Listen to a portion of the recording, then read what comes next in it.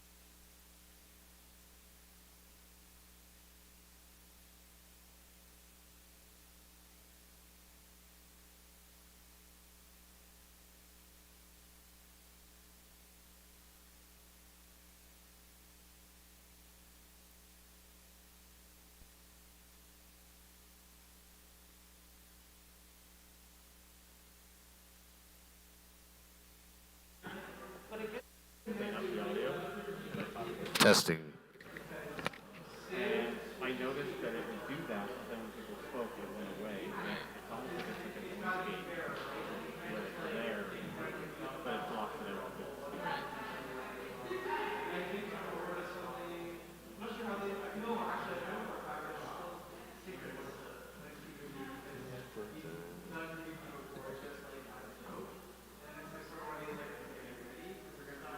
Yeah, it's definitely a different dynamic once microphones are on and things are getting sent audio-wise. So I think that just comes from just There being no sound, so you get. I was just worried it was something we didn't have yesterday. No, it was definitely there yesterday. I remember. I just noticed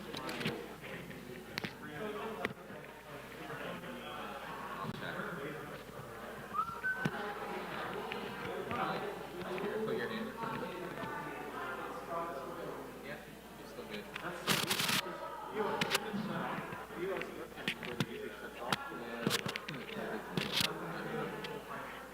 Maybe I was setting to turn it on and I just turned it on. It'll be handy though, because I won't have to consult the screen for my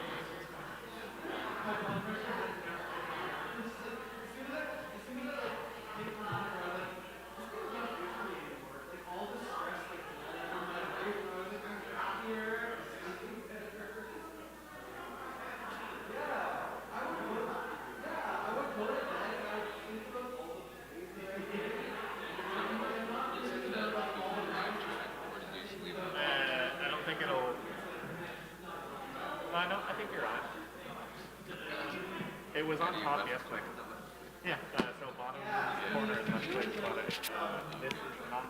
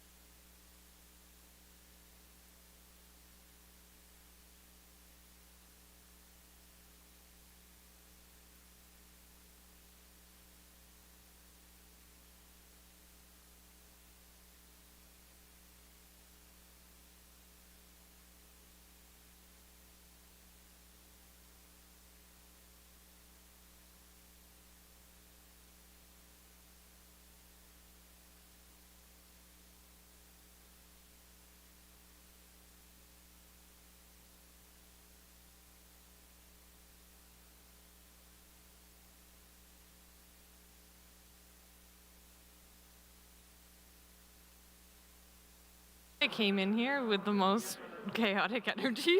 It's fine. Just like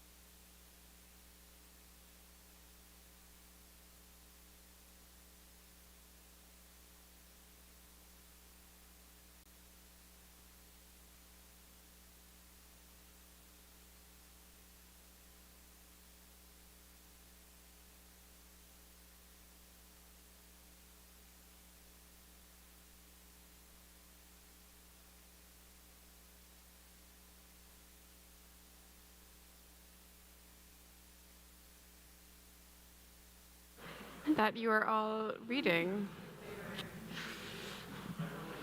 Oh, damn it. This is not the right place to put this.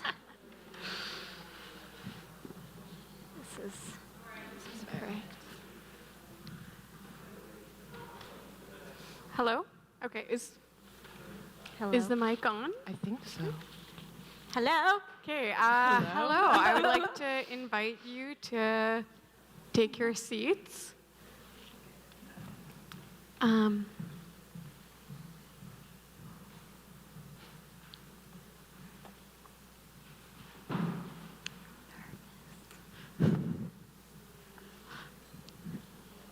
Hey, welcome to Canthius Magazine's afternoon panel with our three wonderful panelists, Ellen Chang-Richardson, Natalie Lim, and Sana Wani.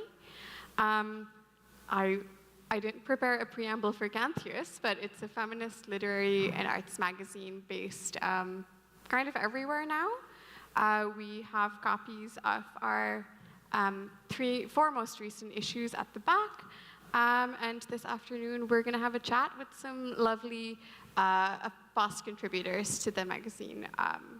To begin with, I thought I'd ask the three of you to share some work, just so people can get a sense of what it's like. Ellen, I will invite you to go first and read your bio, as I do. Ellen Chang-Richardson is an award-winning poet of Taiwanese and Chinese-Cambodian descent. They're the author of 5 chapbooks, 3 solo and 2 collaborative. And their work has appeared in Augur, Canthius, The Ex-Puritan, Fiddlehead, and a lot of other very cool places. They're the co-founder of Riverbed Reading Series with Nina Jane Dristek. Riverbed has an event at Versefest later this week. And they're an editor at Longcon and Room. They're represented by Tisneem Motla at the Rights Factory, and their debut poetry collection is forthcoming with Woolsack and Win in 2024, which is a year from now. Yes. Welcome, Ellen. Thank you, Manahil. Yeah, I'm excited for that, actually. My editor is Liz Howard, so that's... Anyway. Okay, so I was going to read 2 poems, but then Rob shoved this in my hand when I got here, and I feel like I should read from it as well. So, I mean, my work's pretty short, so I'll start with the poem that shows up in the Peter F. Yacht Club Versefest special. And if I can find it.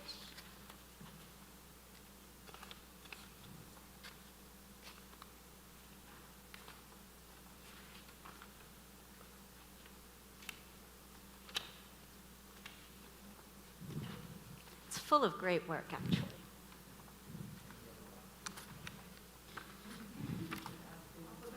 Oh my God. Okay, hold on, back to the beginning. Okay. There we are.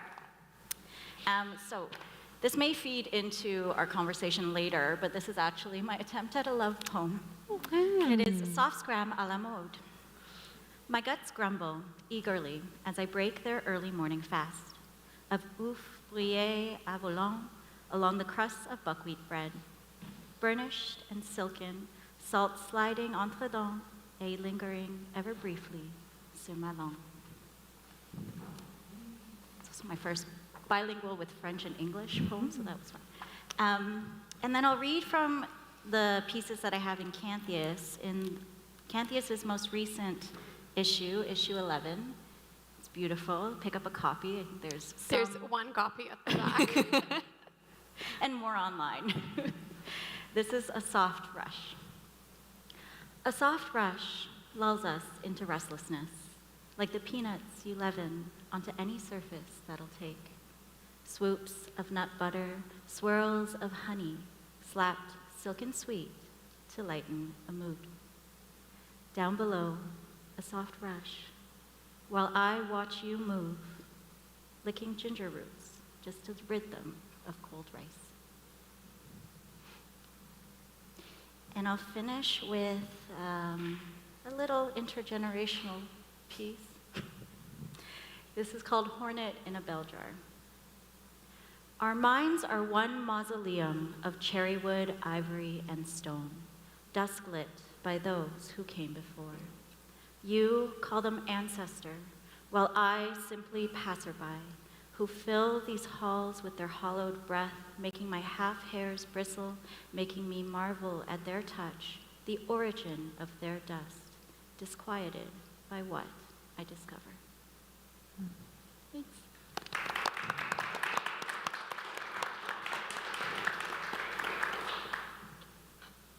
I did forget to mention at the beginning, and Rob is looking right at me, but there are copies of the Peter F. Yacht Club on the table at the back for free, and it has Versefest contributors, including Natalie. You have a poem in here too, right? Yes.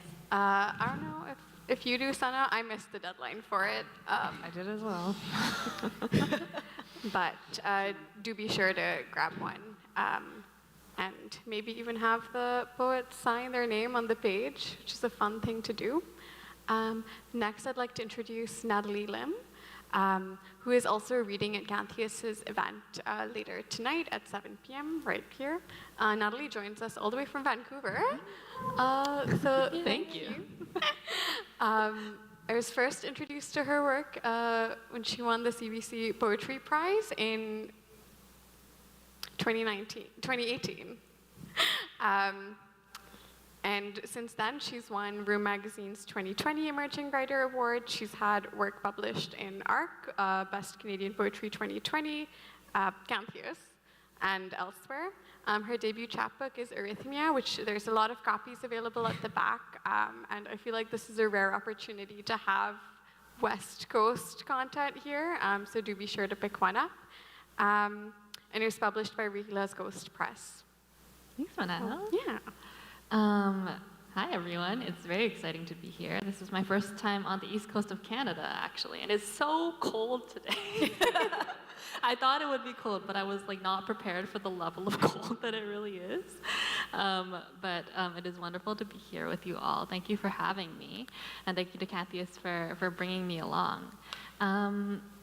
I have 2 poems to read quickly. One of them is from my chapbook, Arrhythmia, which, again, there are a lot of copies at the back. Please buy them so I don't have to fly them back home.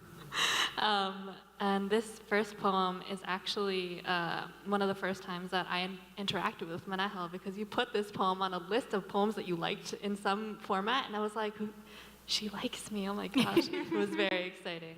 And it also, I think, ties into the content of some of our panel today. So this is called, How Do You Tell Someone You've Written a Poem About Them? Don't. Seriously, don't. Zuri asks, what if they find out later? They won't, so it's fine. What if every poem is about you? A thought. I should not tweet poems like subtweets. Not like every poem, but the white space, the caesura, the way my wanting breathes through just so. You taught me that. Warm exhale and gentle hands, turning pages without creasing them, stars blurry, laughter and cheap wine. Okay, so every poem. Wondering if I could still love you was a mistake I can't take back. Think 6 shots on an empty stomach and leaving the door open behind you. What if I split this yearning open and held it to the light? I doubt either of us would survive that kind of truth. That breath right there, the 7th shot, all this love, all this love. Do you see it now? Your silhouette. Black hole and sweet smell and line break after the metaphor. Think room to breathe, or finally breathing. Think a letter with no address, because every word is your name. Thank you. And of course I have to read the poem that was published in this beautiful issue of Canthius, so kindly guest edited by Sana. And I was just so honored to have my work in this issue. Please go pick up a copy, it's beautiful. There's so many amazing poets in here. And this is a poem called August 7th, 2021. I have to stop the video halfway through my first workout in months to sit on the floor and pant. I'm not giving up yet, just resting. I read a poem today about a couple on a winter morning, one baking bread, the other shoveling snow, and imagined us for the first time in a different season. Saw myself kneading the dough with both hands. If dough is ready, it springs back when you touch it, stretches thin without breaking. There is a lesson here about resilience, or maybe compromise, and I'll come back to it once I've shut the door behind you, taken the shovel, brushed the snow from your beard, scarf, shoulders. I know so much more about tenderness than I used to. My hands are capable, learning to be kinder, always reaching for yours across the table, squeezing once to remind you this is all real. And even in the dream, I feel you squeezing back. Yes, there is bread to bake, and a workout to finish, and a shower to take after that, but I know more about patience now, too, about faith, about each snowflake falling outside, gentle and slow, like a trust that it will land exactly where it needs to be. Thanks, everyone.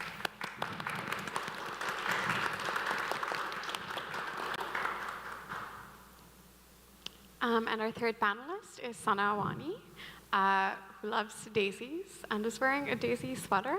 Surprise. I wasn't done reading your bio. Sorry. Her debut collection, My Grief the Sun, was published by House of Financy in 2022, and it's available at the back. And she's poetry editor for Fernwood. Her work has been published in a lot of very cool places, including Academy of American Poets Poem a Day, Poetry Daily, and The Slowdown. And she was the guest editor for Canthius issue 10, which was kind of our big milestone. Yeah. Thanks, Manahil. Thanks, everybody, for being here, and such an honor to read with you both, Natalie and Ellen, and with you, of course, Manahil. I drove here like 20 minutes ago, so I'm gonna just read you one poem, which is about the exact same drive, which I've only ever taken back in 2020 when I was visiting a cousin in Montreal. I wrote about it in this book that I also wrote. So I'm gonna read that poem right now. I wake up 2 hours earlier than I'm supposed to. I did that again today. My stomach hurts. Acid on the street, on the sidewalk, in the air, there is your nose. The space between your and my burns, constantly shrinking. That's what acid does, always tries to get away from itself. Is that restoration? This city wasn't built for me. This city wasn't built. This city is old, low to the ground, full of hills. On Saturday, it will snow. I will lay down among the bales of hay, and my life will drive by. On Friday, I will drive. Prayer is not obligatory for travelers because God knows they will do it anyway. I drink from my worry, a callous my tongue. Where else would I find God? On the road, because the road is endless. My worry is endless. I wish God was too, but God is made of ends. My hands are the end of me. I offer them to God, like here I am, I understand you. My worry does not understand me. My worry is not a prayer. It trusts no one, especially not my God. It sings, run, run, run inside me until I do, until I'm gone. That was pretty sad.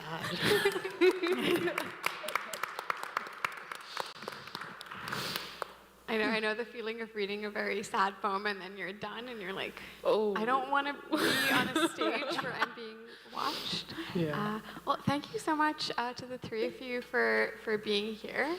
I'm just going to pull up the questions that I had prepared. So just to start out with, all three of you have been published in Canthius, and Sana, you guest edited a whole issue. What does it mean to be published in a magazine like Canthius, and maybe more broadly, what does it mean to have a magazine like Canthius in the Canadian publishing sphere? which is quite small, especially when it comes to poetry. And any of you can begin. Okay. You both turned. You guess edited an issue. That's what I was going to say. Okay. I can go first. When I first read your question, when you asked it again now, I thought about being like in university, like not yet a writer, capital WTM, and like seeing Canthius around and thinking it was so special. And I think that's like what I still love about Canthius. It feels very accessible. It feels like an accessible feminist literary magazine. And that, I think, is something that it's held on to and like evolved and grown with the Canadian poetry public in a really interesting and powerful way. And personally, I think it's meant so much to me. Like, I saw like a friend or a peer just holding a Canthius tote bag and getting into Canthius, like, I think I was in 3 issues ago, was like magic. Like, I had submitted like 2 or 3 times before that and been rejected and was still submitting, and it was like the best news to just get 2 poems in then. And then it became even more special to me because then one of those poems was chosen for Best Canadian Poetry, and then the chance to guest edit. It was just like a dream come true. And I think it's like been a touchstone of a sort of organization for me to feel seen, feel like really held in a way. I feel like Canthius is a collective and like embodies a lot of the ethics that it puts forward in its like mission. So yeah, that it's such a special like little unit in the Canadian, literary spheres. Yeah, I can build on that. I mean, I also have been following Canthius since I started publishing and never really worked up the courage to submit until last year. And when I found out A, that the edition was guest edited by you, and then B, that I had been chosen, I had a moment. It was a whole thing. I was so excited. And I think, and one of the poems that I chose to submit for that package, not the one that got published, but it was called Love Poems Don't Win Contests. And I was, this is gonna tie into, I think, some of our conversation later on, but I feel like Canthius really makes space. It doesn't expect anything from us, especially as writers of color, as women. It doesn't expect a certain type of poem. It doesn't expect a certain type of form. It doesn't expect us to write in a way that I think there is pressure outside of Canthius to like have a certain type of poem that's about a certain type of thing, and I really felt like I had the freedom to just submit whatever I wanted. I wanted to submit some love poems, and I was so excited that it got published. So Yeah, I remember reading that poem in the package, and at that time I was writing love poems and submitting them to contests, so they weren't getting anywhere, and I felt that title and poem really resonated. But like Claire Farley, one of the founders of Canthius, I just remember her saying like years ago when I had just joined the team that like Canthius it's just a place for writers to put what they want to write in the world. The writing doesn't have to be about anything feminist in particular. It's feminist because of who is writing it and where you're coming from with writing it. Do you want to add to that? Yeah, actually. You're also part of Rooms Collective, which is another amazing feminist literary magazine in Vancouver. So Yeah, so Room is based in Vancouver, but there's a beauty to both Room and Canthius that I thoroughly agree with Sanawani. With Sana and Natalie about. Sorry. So nervous. But I want to build on what both of you have said, because accessibility is a huge thing for Canthius. Like I remember I went to school for art history and visual studies, a very parallel world to writing, but I didn't enter writing until 2019. And I remember following Canthius and being able to connect with so many aspects of the magazine and its mandate and its writing, And it felt accessible to me, not as a person coming out of academe, but someone who was just like, I want to try this thing called writing because it's something I've always wanted to do. So that's something that's very special about Canthius. And having both Room and Canthius as strongholds of feminist writing in the country, I think, is incredibly important. And I love that Canthius is on this side of the country and Room is on that side of the country, but there's a lot of crossover and community and conversation between the two. I also submitted to Canthius so many times and got rejected so many times. I submitted to Canthius so many times, and I've never been published in Canthius.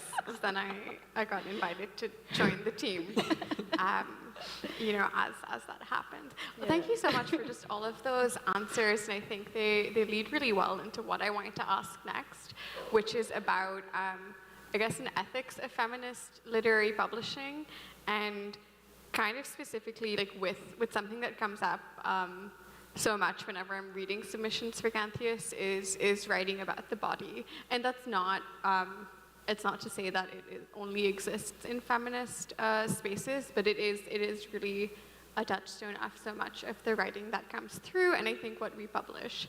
So for like, this first part is more for Sana and Natalie. When it comes to writing poems that are about love and intimacy, and it's often a poem that might be about someone else, whether it's a partner or a lover or family or friends, which is very evident in My Grief the Sun and in Arrhythmia.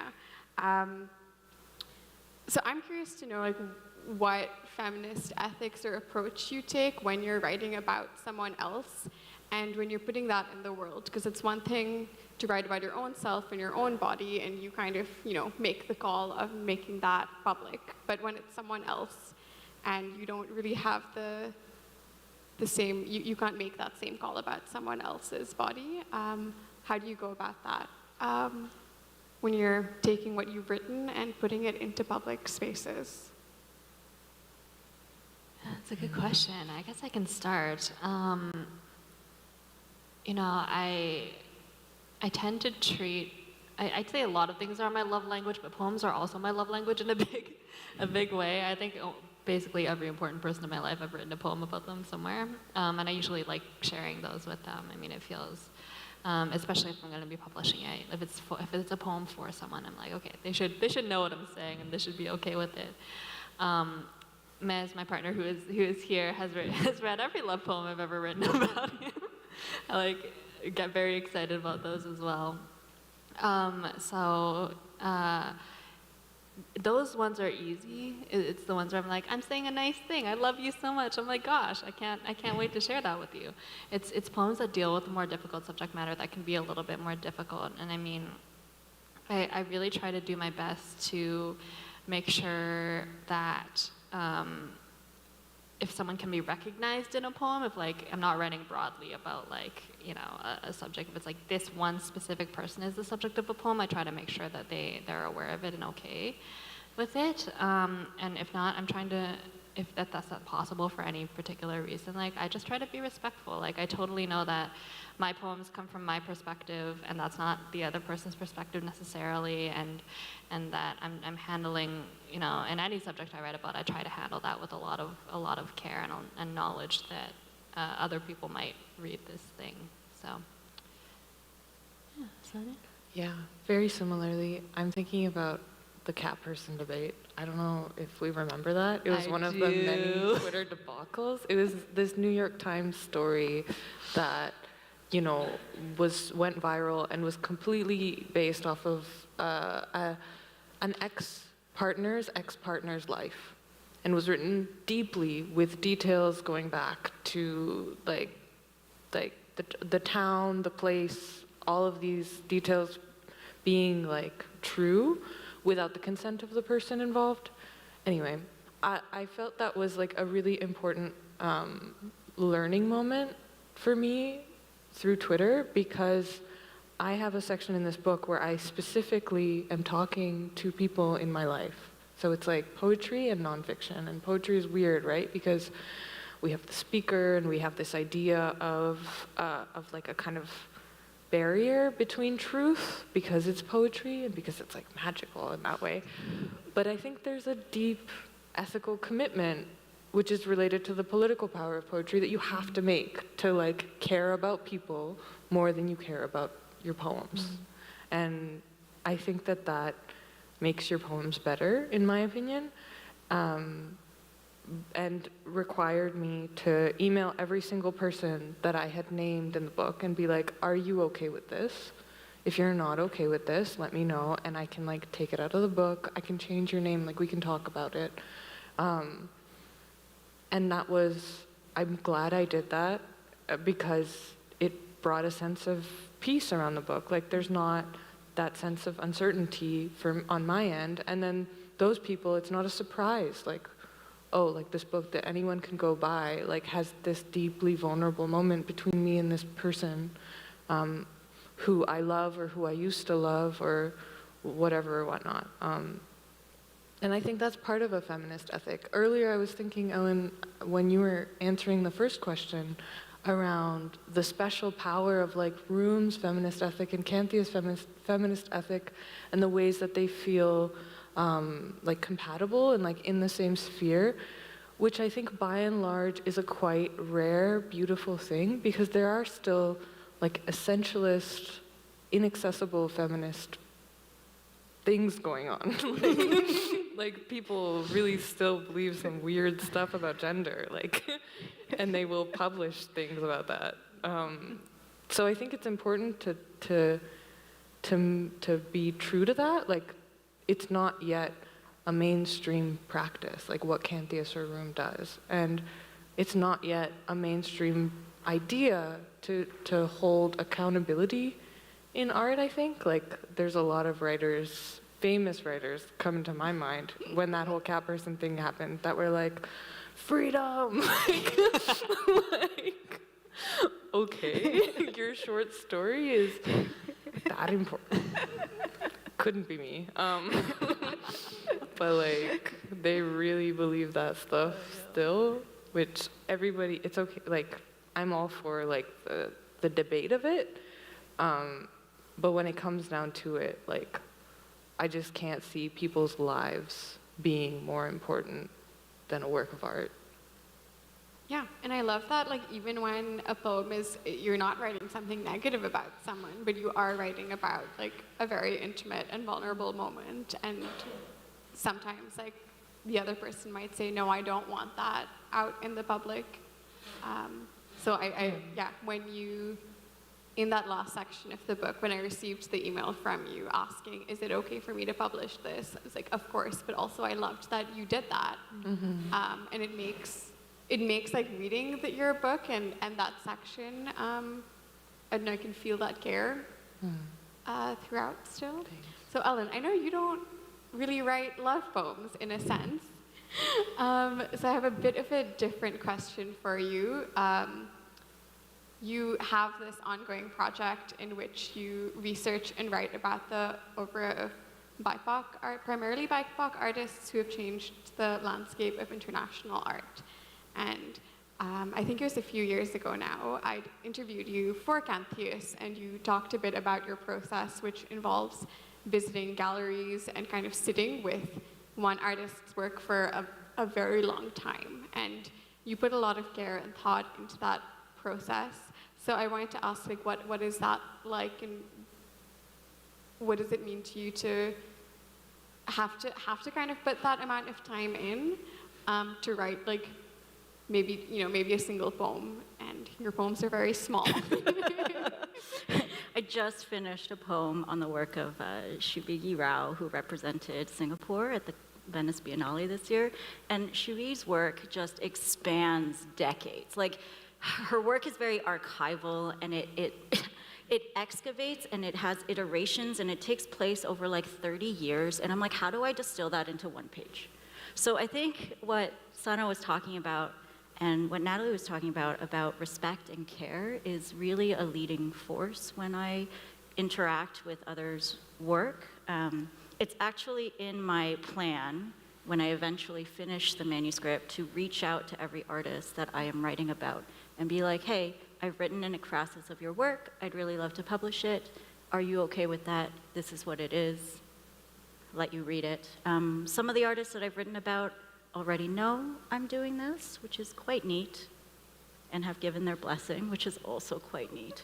But I think it really stems from that, is respect, and also the amount of time you spend with someone's work is important, because I spend maybe 14 to 16 hours at minimum with each artist's work that I'm writing about, because I want to understand the different aspects of what they are thinking when they create their work.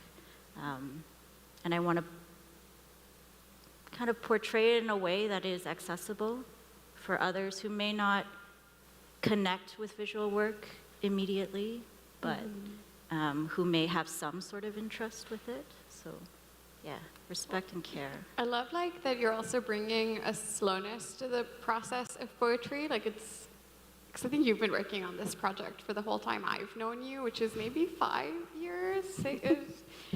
I actually started working on this project as a little seed of an idea in my head when I went to school for art history and was studying all white males.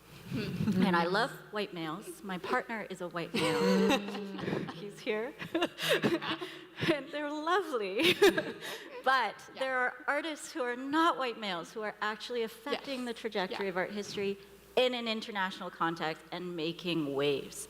And so my thought was why isn't this in textbooks? Why am I not studying the work of people who look like me or the person who is beside me? So that's where it started. So I would say 2009 is when the seed started, and I have been actively trying to work on it since we met, yes. Yeah, it's a very long time. But it's nice though, because it's you're not, I don't know, trying to finish it to publish the book. You're working on it because that's the creative work that you're doing and what drives you. I also like that you brought up when you're studying and you want to write and have people who look like you in this conversation. Because I realized it was completely accidental, but we're all BIPOC writers on this panel. I didn't really go out of my way to say, oh, I want a panel like this. It was just whose work I was excited about and writers who I thought would be in good conversation with each other as far as your own work goes. But I did want to maybe just talk about, I think, expectations on us. In a way where CanLit is kind of realizing that it has a white man problem. And there's, I think all three of you have had a lot of really cool success. I mean, not only with the CBC, Sana, I feel you kind of exploded after being in Time. Oh, maybe. And your book. Thank you. And just, I think, expectations that are put on us and that we put on ourselves, and how to write after the big thing. And I'm thinking, Natalie, of your poem, One Poem Wonder, which is the second poem in your chapbook, which is about how to write after you won the big thing, and everyone is all eyes are on you. And I think race definitely comes into it, age also in a way. And I'd love to hear from each of you on your thoughts about that. I can start. Yeah, thank you. I mean, One Poem Wonder is a poem in my chapbook that was specifically about I've won this big prize, and it was my first ever published work. I'd never done anything before that. I didn't even know what the poetry publishing industry was. And so it was a great shock when I won it, and it was a greater shock when there was a whole thing around it. And then I was like, oh my gosh, I guess I have to keep writing now? There's people expect things from me and know who I am. It was very stressful. I do think it would have been very powerful also if you were I'm not going to publish anything again. But I personally am glad that you kept writing and publishing, because I absolutely love what you're working on now. Thank you. Yeah, no, it was really difficult. I dealt with a lot of imposter syndrome. Even now, I look back at the list of the long list and short list for that year's poetry prize, and there are names on there that I was horrified to. Like, I was like, oh my God, there's no way I beat a poem from insert person here. And so there was a lot of imposter syndrome, and I think one poem under like writing that poem actually really helped me with that. It helped to get it out on paper, saying, hey, I'm really actually scared that this might be the best thing I ever do, and what if for the rest of my life everyone's like, oh, that girl who did the one thing and never did a thing again. But I did also, to tie into the second part of that question, Arrhythmia was a poem about a very specific thing. It was a poem about my culture, it was a poem about my heritage, and all the complicated feelings that came with that. And I was like, I think that's the poem. Like, I have a lot of feelings about this part of my life, and that was the poem I put them all into. And I don't know if I actually have that much more to write about. And so now I'm really worried that, like, oh, people are gonna expect this kind of poem from me forever, and that wasn't what I wanted to write. So yeah, it was an interesting time. I just kind of kept writing through it and hoping I would get published, and I did, which was great. So I still have a career, which is really nice. But for a while there, I was really worried, and I don't know how many of those expectations were like me putting them on myself, and how many were like a broader systemic thing. But it was a fun little mix of both right at the beginning there. Yeah, I mean, I do think there is an expectation when you like win whatever award that you're gonna do something with it. Yeah, I mean, So. I thought there was. I don't know if that was the general consensus, but I definitely felt like, okay, I've been given this opportunity, I've been given this platform, like what else can I make of it? Can it be good? Yeah. So a lot of my work actually deals with climate crisis, intergenerational trauma, and moving through the world as a femme-presenting non-binary person. And I guess I've avoided paying attention to what the greater CanLit world may want. Because I think a good way to do it. because if I actually go there, it's going to be a downward spiral. I'm not going there. But what I'm trying to say is that, like, some of the things that I guess we as IPOC creators are expected to write about or create about are things that I'm genuinely interested in understanding. Like, my father is a survivor of the Pol Pot genocide. If he didn't get out, I wouldn't be here. But there's a lot of mystery around that because no one likes to talk about civil genocide. So a lot of it is this strange trying to figure out things that happen to fall within what is expected of me to write. But something that I love about Canthius, and it was mentioned earlier, is that there's no expectation of what is published in here. And so, like, the 3 pieces that were accepted range from a love poem to a grief poem to a digging through, like, your grandparents' home covered in dust poem, which is, you know, kind of nice in that sense. So I don't know if I answered that at all, but I try to ignore it. That's good advice. I would recommend that over what I do, which is overthink it entirely.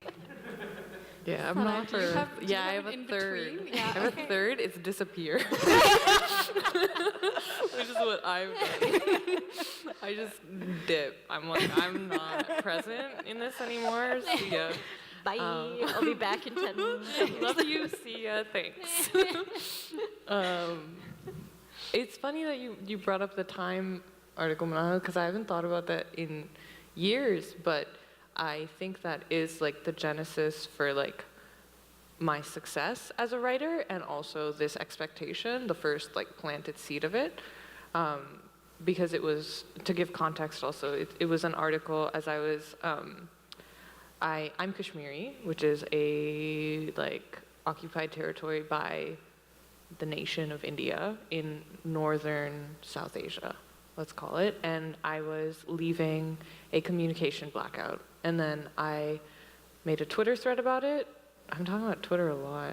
I'm not even on there anymore. Anyway, I made a Twitter thread about it, which led to a journalist from Time magazine reaching out, and then just exploded And then I remember at that time, I said something like, I'm not just Kashmiri, I like K-pop and and blueberry, I don't know. I wrote something silly like that, like I'm not just X, I also like Y, Z, B, whatever.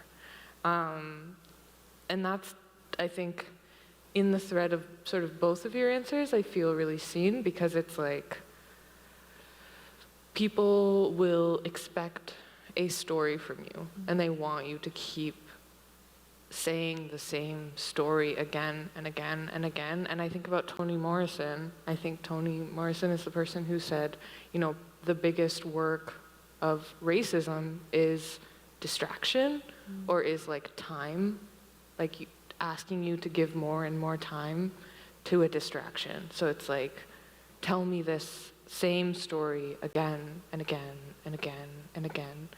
And simply choosing to exit that trap in whatever way we can, I think is always an amazing thing that we do as writers who are put in this particular position. And I think sometimes I've been good at escaping it, and sometimes I haven't. Because there is also, to get into a grittier part of it, there is also a very strange correlation between the success of a work and your particular marginalization. We've talked about this a lot, Manahel, where if there's certain, you know, high-profile literary magazines you want to get into, you send them a garbage poem that's like, oh, the diaspora of Brown Mountain, and then you're like, great, entry. And now I have that trash sucks. in the world. And that sucks. Like when you think about that from every way of how it exists, it sucks because it invalidates the amazing work that people actually put out about the diaspora and about brownness and about mountains. And then it's also like, why is that the way that repeatedly you're seen, right? Why can't you see me outside of that? As soon as my name enters an inbox, why is that what you expect of me? You know, it sucks for so many reasons. So I don't know how to wrap up this answer except to say that I just don't enter the scene anymore. Since this guy's been out, I've been in a little cave called my house. Not submitting. You're gonna say something. What are you gonna say? I was just going to say, I mean, you've been working for Fernwood, Very which is a true. publishing Very house true. in Yeah. Canada, so you're not in the scene. And you also guest edited Canthius after the So true. publication. Pull out all the receipts. So No, it's true. I'm just It's gonna true. publicly Tell you. But with it's your strange, intro. like changing Yeah. of position. Like instead of the vulnerability of putting yourself out as a writer, like I feel like I've snuck into the back room of the publishing industry, and I'm kind of sitting there and like. But that's where you can affect a lot of change. It's true. Hopefully. That's why I keep, doing my work with Room and Long Yeah. Con, because it's Yeah. like And through the Riverbed. bag and Riverbed.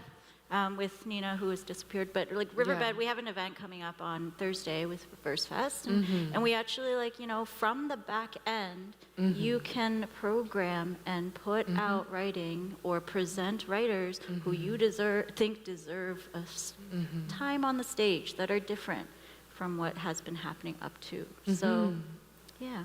I'm excited to see what you do with Fernwood. Thank you. And thanks for saying that, Ellen and Nahel, because I feel like I'm gesturing towards the issue of Canthius was like just such a special moment where I felt like we as in like everyone at Canthius, and I felt honored to be part of that effort, could do that together.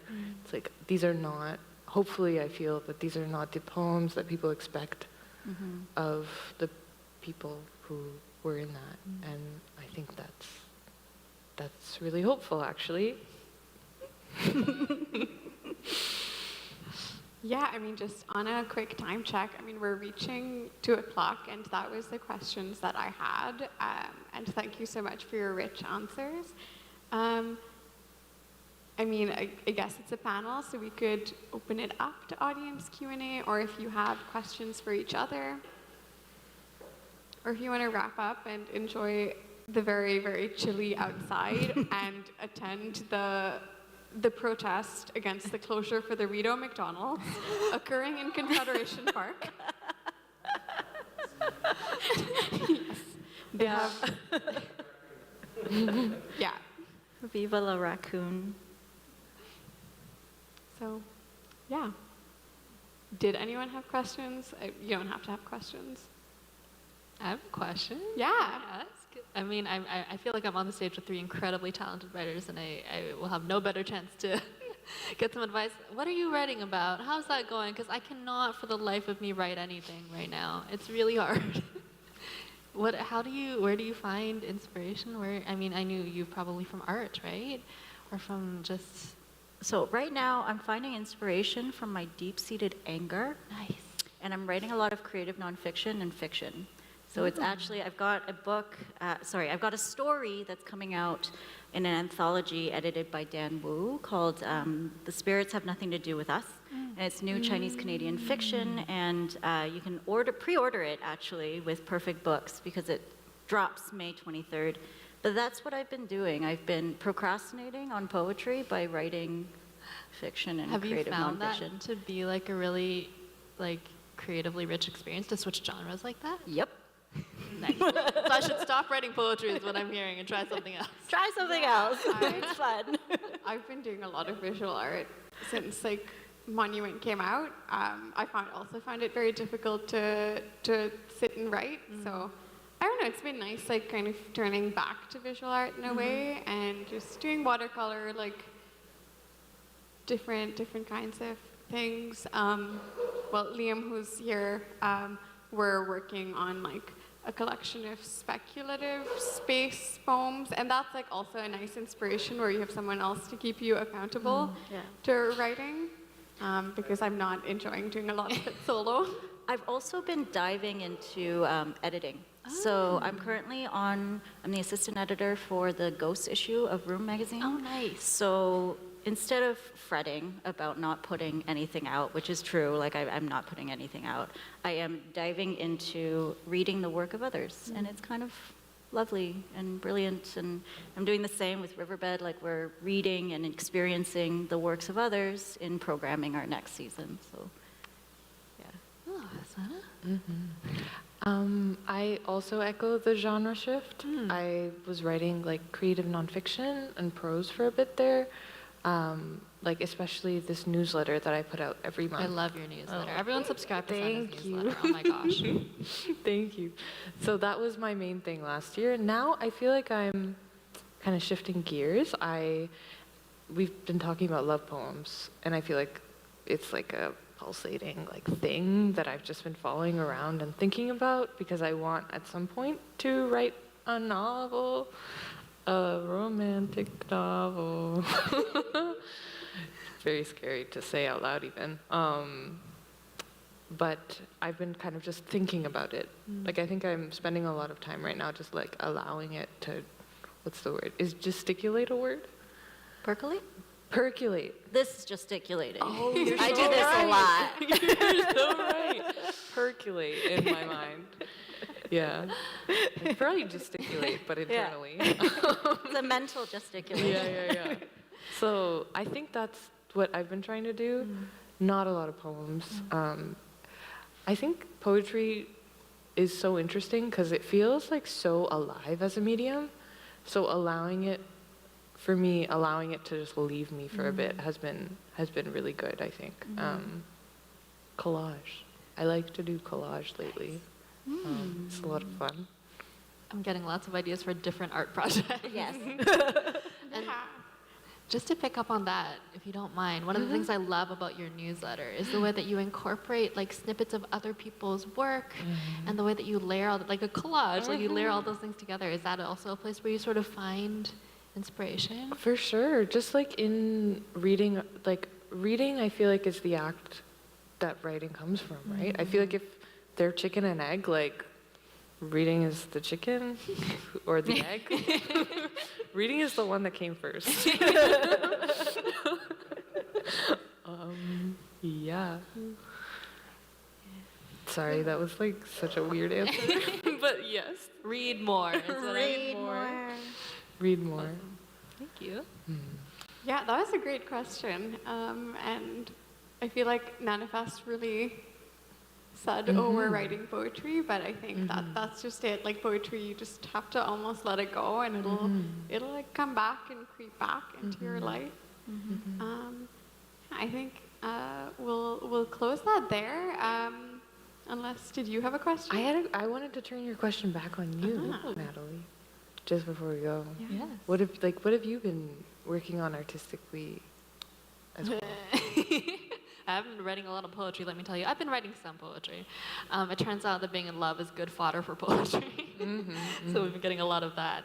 But I've been doing a lot of, I've been spending a lot of time listening to music, actually. I'm finding music a good source of just like creative inspiration. Trying to read more, it's really hard. Reading is hard. As a writer, I feel like I shouldn't say that, but and I'm just trying really hard to do the thing which all of you have sort of said, but just let it go a little bit and not worry so much that everyone will forget me. Why am I worried about that? My brain is so weird. But just trying to like live my life and enjoy it instead of living in a state of constant anxiety that I'm not writing. I'm doing my best. It's very hard. Yeah. Thank you. Thanks for asking. Yeah. Well, yeah, you can pick up Sana's book, My Grief the Sun, from the Perfect Books table. You can pick up Natalie's chapbook from the merch table. It has daisies on the cover. Are they daisies? I showed up and was like, Sana, you matched on purpose. Totally planned. And you can get them signed. Ellen has a bunch of work that's coming out, so you should talk to them about it and kind of subscribe to their newsletter, which is very beautiful. You also have a newsletter? Exactly, yeah. Yeah. But I want to subscribe to your newsletter because like little snippets of stories, that sounds so beautiful. Is it, we've all left Twitter and we're making newsletters? Is that what's yeah. happening? I'll share all of the newsletters on the Canthius Facebook event page and maybe have Canthius tweet them out as well. And talk to the writers if you enjoyed their work and want to know more. Thank you. Thank you, Manahil.